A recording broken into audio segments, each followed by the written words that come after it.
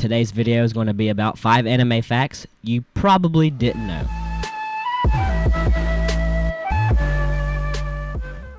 Number 5, Justin Briner. Now, you probably knew that he was the English dub for Deku, but he's also the English dub for Ayane Koji from Classroom of the Elite. Now, it's actually pretty impressive considering the fact that those two characters are completely different. And people always want to say that, like, voice acting is most important of, like, yelling and screaming, but the real thing that's important with voice acting is how real it sounds. Can you believe the character? And you can most certainly believe Ayane Koji. It's a really, really good character, and he's actually probably one of my favorite characters just alone. He's just cool. He's cool. I don't need no more examples. He's cool. Number 4. Our number 4 on this list will be Death Note. So, yeah. So, let's get straight into it. So, if you didn't already know, they were supposed to end Death Note with L. Like, L's death was supposed to be the end, and that be it, and there'd be no more. However, due to the overwhelming popularity of the series and its demand from fans, the publisher and author decided to continue the story beyond L's death. And obviously, that meant, adding new characters, new plot lines, and, stuff like that. Overall, I would have been happy with either option because Light is the main character, and you always want to see the main character win. Like, it's just the way the human brain works. You just want to see the main character win. And we did, for a moment. But then when they brought in Nier and all that, he didn't. But I would have been happy with either one because he gets defeated and, good triumphs, evil loses. And also Nier was a pretty cool character. And it also, it was a good ending. I don't know how to explain it. It just seemed right. It just seemed right. And it also, there could be another spin-off of Death Note. You never really know, so it's always open. Alright, our number 3 on this list will be Demon Slayer. Now, Demon Slayer was actually very heavily influenced by Berserk and Berserk's creator. Both series feature intense and violent fight scenes with a focus on strategy, combat, and heavy emphasis on the consequences of violence.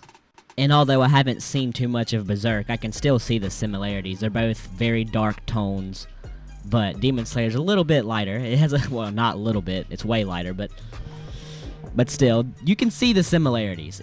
If you put them side by side, you can see a lot of the similarities.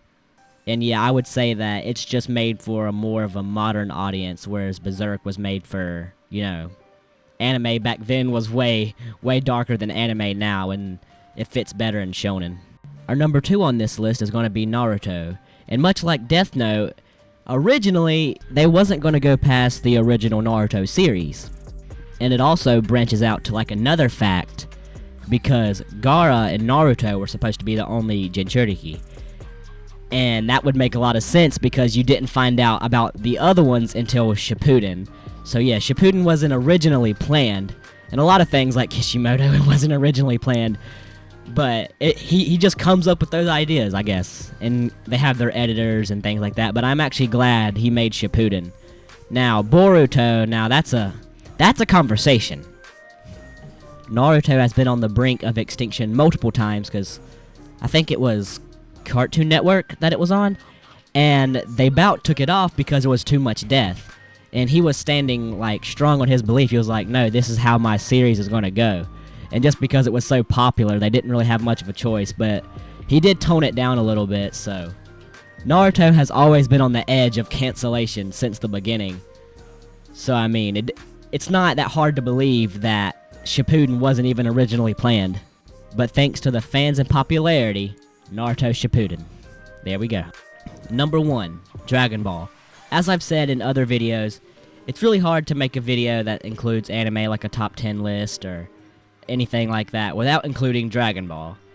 So, here we are. But to be more specific, we're going to be talking about the Kamehameha. And to be even more specific of how it got its name. The actual story goes that Akira Toriyama was, brainstorming whatever, and he asked his wife. And she suggested the Hawaiian King, and that was just his name, So yeah, that's the origin of that move. Yeah, not too much to say, other than thank you for making it this long into the video. Make sure to like and subscribe and, watch some more of my videos, because, that's what you're supposed to do. And, yeah.